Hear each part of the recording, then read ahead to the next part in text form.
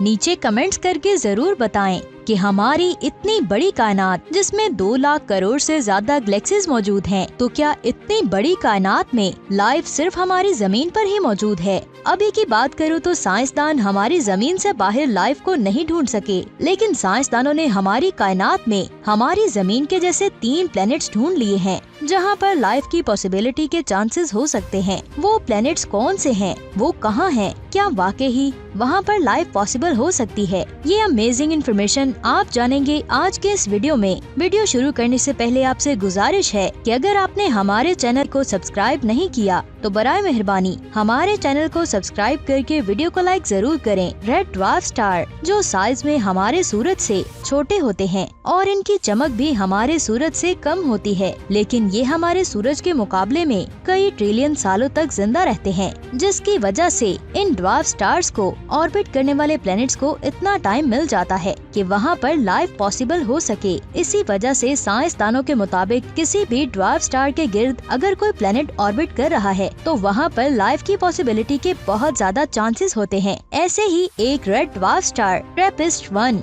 जो हमारी जमीन से 41 लाइट ईयर्स दूर एक्वेरियस कॉन्स्टेलेशन में मौजूद है। इस स्टार को 1999 में जॉन गिजेस ने ढूंढा था। उस वक्त इसको 2MASS J2306292805022285 नाम दिया गया था। ये एक रेड ड्वार्फ स्टार है जिसका साइज हमारे सूरज से बहुत कम है और इसकी चमक भी हमारे सूरज से बहुत ज्यादा कम है। मई 2016 में साइंसदानों की एक टीम ने transiting planets and planetesimal small telescope यानी ट्रैपिस्ट की मदद से इस स्टार को ऑर्बिट करने वाले 3 रॉकी प्लैनेट्स को ढूंढा, जो हमारे लिए एक बहुत बड़ी डिस्कवरी थी। जिसके बाद इस स्टार सिस्टम को ट्रैपिस्ट-1 का नाम दिया गया। साइंसदानों ने सोलर सिस्टम को मजीद स्टडी करना शुरू किया और फिर फरवरी 2017 में नासा ने स्पिट्जर स्पेस टेलीस्कोप की मदद से इस स्टार को ऑर्बिट करने वाले 7 प्लैनेट्स को ढूंढा और ये वाकई में हमारे लिए एक बहुत बड़ी डिस्कवरी थी, क्योंकि ये पहली बार था जब हमने किसी स्टार के गिर्द इतने ज्यादा रॉकी प्लैनेट्स को ढूंढा हो। लेकिन इस डिस्कवरी की सबसे ज्यादा हैरान करने वाली बात ये थी कि इन 7 प्लैनेट्स में से 3 प्लैनेट्स इस स्टार के हैबिटेबल जोन में आते हैं, जो बहुत बड़ी डिस्कवरी थी। हैबिटेबल जोन से मुराद एक प्लैनेट अपने स्टार से इतनी दूरी पर होता है जहाँ ना ज्यादा गर्मी होती है और ना ही ज्यादा सर्दी होती है। वहाँ पर टेम्परेचर इतना होता है जिसकी वजह से इस प्लैनेट पर मौजूद पानी लिक्विड फॉर्म में रहता है, जो जिंदगी के लिए बहुत ज्यादा जरूरी है। तो साइंसदानों के मुताबिक हो सकता है कि इन तीनों स्टार्स पर पानी मौजूद है, जिसकी वजह से यहाँ पर लाइफ पॉसिबल हो सकती है। तो सबसे पहले बात करते हैं ट्रैपिस्ट-1d की। ये अपने स्टार से करीब 0.0228 एस्ट्रोनॉमिकल यूनिट्स दूर है, यानी कि ये अपने स्टार के बहुत ज्यादा करीब है और इसे अपने स्टार के गिर्द अपना एक चक्कर पूरा करने में 4 दिन लगते हैं, यानी इसका 1 साल हमारी जमीन के 4 दिनों के बराबर है। और ये जानकर आप बहुत ज्यादा हैरान हो जाएंगे कि ये अपने स्टार के इतने ज्यादा करीब होने के बावजूद अपने स्टार के हैबिटेबल जोन में आता है और इस प्लेनेट को उतनी ही रोशनी मिलती है जितनी हमारी जमीन को सूरज से मिलती है। साइंसदानों के मुताबिक इस प्लेनेट का 5% मैस पानी के एक बहुत बड़े समुद्र की सूरत में मौजूद हो सकता है। यहाँ मैं आपको बता दूं कि हमारी जमीन पर पानी का मैस सिर्फ और सिर्फ 0.05% ही है और इस प्लेनेट पर पानी का मैस 5% है, यानी इस प्लेनेट पर हमारी जमीन से बहुत बड़ा समुद्र हो सकता है। जरा सोचिए, हमारी जमीन पर पानी का इतना कम मैस होने के बावजूद हमारी जमीन के समुद्रों में ऐसे जानदार रहते हैं जिनके बारे में हम आज तक नहीं जान पाए। इस प्लेनेट के इतने बड़े समुद्र में क्या कुछ हो सकता है? इस प्लेनेट की सतह का टेम्परेचर -18 डिग्री सेल्सियस से लेकर 9 डिग्री सेल्सियस के दरमियान हो सकता है। ये टेम्परेचर लाइफ के लिए बेहतरीन माना जाता है। लेकिन यहाँ एक सवाल आता है कि ये प्लेनेट अपने सूरज के इतने ज्यादा नजदीक होने के बावजूद हैबिटेबल जोन में कैसे आ सकता है? तो मैं आपको बता दूं कि जैसा कि मैंने पहले ही कहा था कि ये एक रेड ड्वार्फ स्टार है जो साइज में हमारे सूरज से छोटा है और इसकी चमक भी हमारे सूरज से कम है, जिसकी वजह से इस प्लेनेट पर उतनी ही रोशनी पहुंच पाती है जितनी रोशनी सूरज की जमीन पर पहुंचती है। इसी वजह से ये प्लेनेट अपने स्टार के हैबिटेबल जोन में आता है। साइंसदानों के मुताबिक अपने स्टार के इतने ज्यादा करीब होने की वजह से ये प्लेनेट अपने स्टार से टाइटली लॉक्ड हो सकता है। टाइडल लॉकिंग में उस प्लेनेट की एक साइड हमेशा अपने स्टार की तरफ होती है, जिसकी वजह से उसकी एक साइड पर दिन और दूसरी साइड पर रात होगी,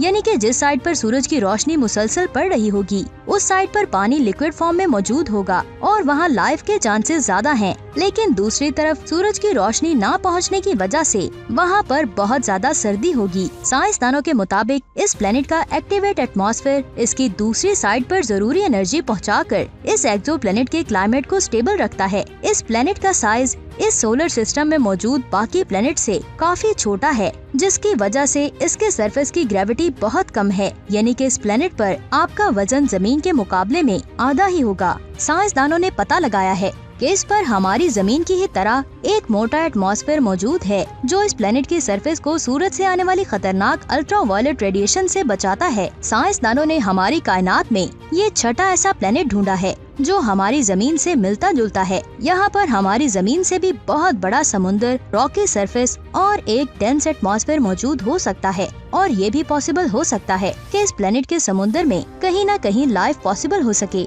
आपको क्या लगता है? नीचे कमेंट्स करके जरूर बताएं। अब बात करते हैं ट्रैपिस्ट-1e की। इसका मैस हमारी जमीन के मैस के 78% हिस्से के बराबर है और इसका साइज हमारी जमीन के 91% के बराबर है, यानी कि ये प्लेनेट हमारी जमीन से काफी मिलता जुलता है। ये अपने स्टार से करीब 0.02928 एस्ट्रोनॉमिकल यूनिट्स दूर है, यानी कि ये अपने स्टार से 43 लाख किलोमीटर दूर है। ये अपने स्टार के गिर्द अपना एक चक्कर सिर्फ और सिर्फ 6 दिनों में कंप्लीट करता है, यानी कि इसका एक साल सिर्फ 6 दिनों का होता है। ये प्लेनेट अपने स्टार के हैबिटेबल जोन के मिडिल आउटर रीजन में मौजूद है, जिसकी वजह से इसे हमारी जमीन के मुकाबले में अपने सूरज से सिर्फ 60% लाइट ही मिलती है। ये एक रॉकी एक्सोप्लैनेट है, लेकिन साइंसदानों को इसमें अभी तक पानी के सबूत नहीं मिल पाए। किसी प्लेनेट के हैबिटेबल जोन में होने का ये हरगिज मतलब नहीं है कि वहाँ पर लाइफ मौजूद है। हैबिटेबल जोन में होने के बावजूद भी हो सकता है कि उस प्लेनेट पर पानी न हो। इस प्लेनेट के सरफेस का टेम्परेचर -25 डिग्री सेल्सियस से लेकर -40 डिग्री सेल्सियस के दरमियान होता है।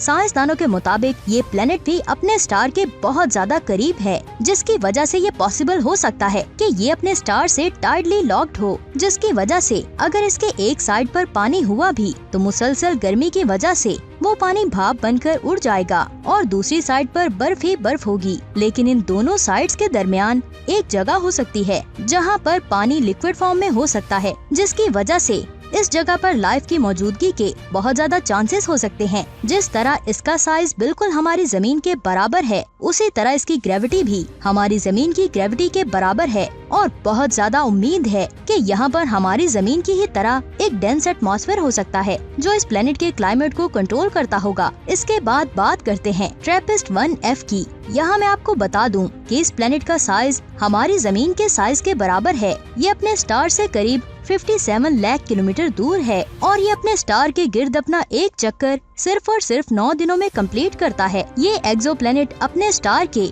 हैबिटेबल जोन के आउटर रीजन में मौजूद है। ये जानकर आप हैरान हो जाएंगे कि इस प्लेनेट पर मौजूद पानी का मैस इस प्लेनेट के टोटल मैस का 20% हिस्सा है, जो बहुत बहुत ज्यादा है। ये अपने स्टार से बाकी 2 प्लेनेट्स की निस्बत काफी दूर है, जिसकी वजह से यहाँ पानी बर्फ की फॉर्म में मौजूद हो सकता है और इस प्लेनेट का एटमॉस्फेयर बहुत ज्यादा डेंस है और ये भी बाकी दोनों प्लेनेट्स की तरह अपने स्टार से टाइडली लॉक्ड है, जिसकी वजह से इसकी एक साइड पर सूरज की रोशनी मुसलसल पड़ती है और दूसरी साइड पर हमेशा रात रहती है। इस प्लेनेट पर बहुत ज्यादा पानी और डेंस एटमॉस्फेयर होने का मतलब है कि इस प्लेनेट पर लाइफ मौजूद होने के बहुत ज्यादा चांसेस हैं। आपको क्या लगता है? नीचे कमेंट्स करके जरूर बताएं और अगर वीडियो अच्छी लगी हो तो इस वीडियो को लाइक करके अपने दोस्तों के साथ शेयर करें और स्पेस की ऐसी अमेजिंग वीडियोस को देखने के लिए हमारे चैनल को सब्सक्राइब करके बेल आइकन को जरूर प्रेस करें ताकि नई आने वाली वीडियोस के नोटिफिकेशन आपको मिल सके। अपना बहुत सारा ख्याल रखिएगा। खुदा हाफिज।